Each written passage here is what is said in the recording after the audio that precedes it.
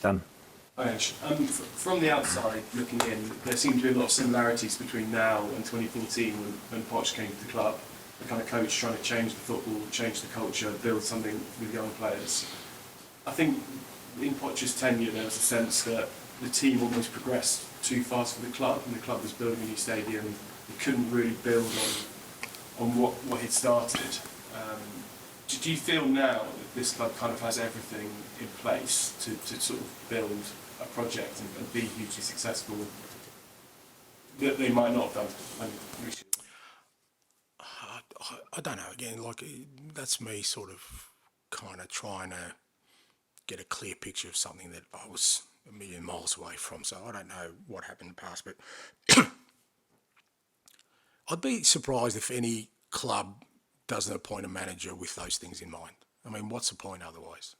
You know, if you're not appointing a manager to sort of, usually you're appointing a manager because things haven't gone well. So if you're not bringing somebody in to change the course of what you're doing to build a culture, to create an environment, and it doesn't have to be all the same in the same manner, but I'd assume that every club starts at the outset, but it's not easy to do. That's the reality of it, and that's why only few have had success doing it.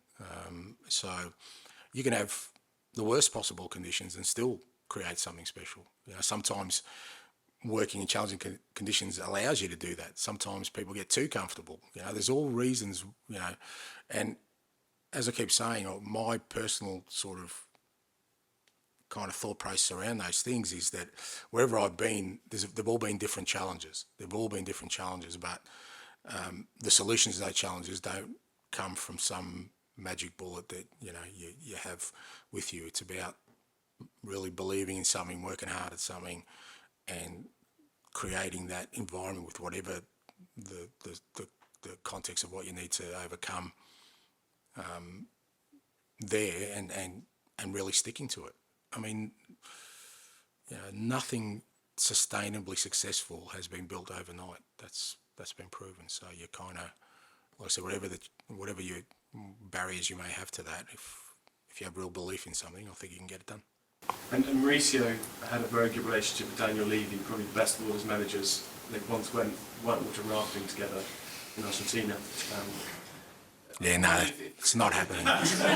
It's nothing against Daniel, but I'm not going whitewater rafting, mate, let me tell you. I just wondered, I mean, you'll be aware that Daniel was under a lot of pressure at the end of last season. There was a chance at most games. Could you just talk about your relationship with him so far? And does he deserve a share of the credit for this club's strong start? Yeah, look, I think, look, my relationship with Daniel is, you know, pretty consistent to my relationship I've had with all the people I've worked with at other clubs that are kind of the major influences, decision makers, is that I need them to believe in me. That's the basic core of it. And you can get to that space many different ways. It doesn't mean you have to socialise with them. It doesn't mean you have to talk to them every day. It's about gaining their trust and belief, because without their trust and belief, I can't do what I want to do. I can't make decisions around staff, bringing players in, all these things, unless the people who kind of are above me have total faith and trust. And again, it's not an unusual position. When I walked in at Celtic, you know, the board weren't too popular at the start either, you know, but they backed me, you know, and they believed in me.